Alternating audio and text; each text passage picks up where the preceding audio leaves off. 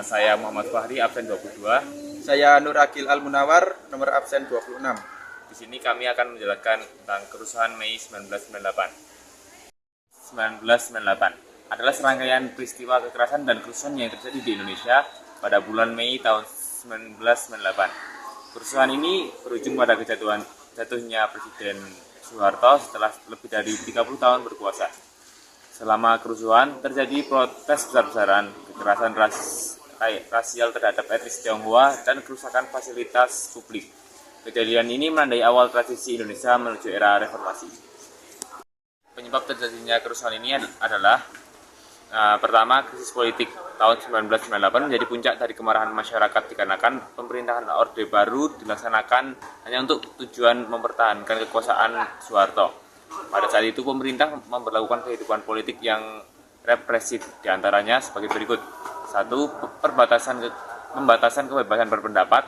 Selanjutnya demokrasi rekayasa. Ketiga, KKN atau korupsi, kolusi, dan nepotisme. Keempat, disfungsi ABRI. Dan yang kelima, kekuasaan presiden tak terbatas. 2. Krisis ekonomi. Krisis yang dimulai pada 1997 menyebabkan melemahnya nilai tukar rupiah terhadap dolar Amerika Serikat dari 2.575 rupiah menjadi 16.000 rupiah pada Maret 1998. Pemerintah terpaksa melikuidasi 16 bank bermasalah dan membentuk Badan Penyihatan Perbankan Nasional atau BPPN untuk mengawasi bank lainnya. Yang ketiga, krisis hukum.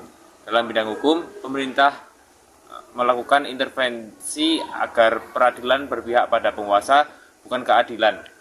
Praktik pelanggaran HAM semakin marak, seperti penerapan daerah operasi militer atau DOM di Aceh, penumpasan organisasi Papua Merdeka atau OPM di Papua.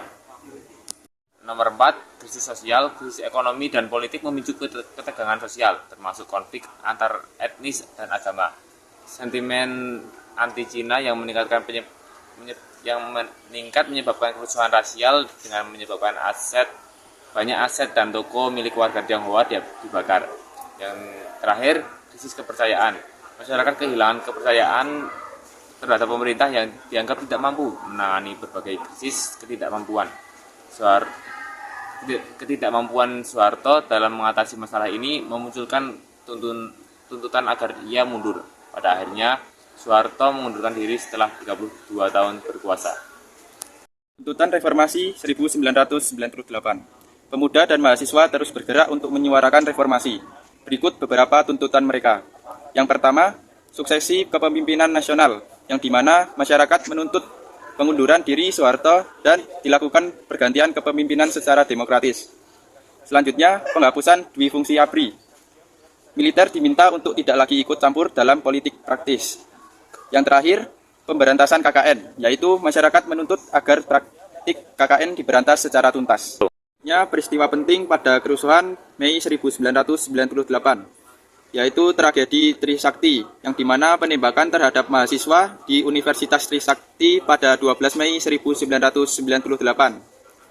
Selanjutnya, tragedi Semanggi 1 dan 2, yaitu bentrokan antara demonstran dan aparat keamanan yang mengakibatkan jatuhnya korban jiwa.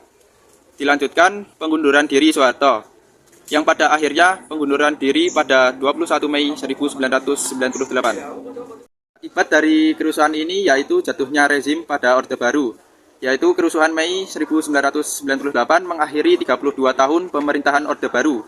Selanjutnya dimulainya era reformasi, Indonesia memasuki era Orde Baru yang lebih demokratis, dan kerugian materi dan jiwa, yang dimana kerusuhan menyebabkan banyak korban jiwa dan kerugian materi.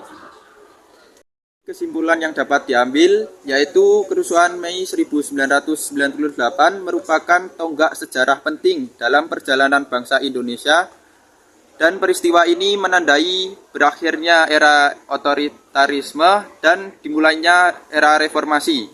Meskipun penuh dengan kekerasan dan penderitaan, kerusuhan ini juga membawa harapan baru bagi masa depan dan Indonesia yang lebih baik.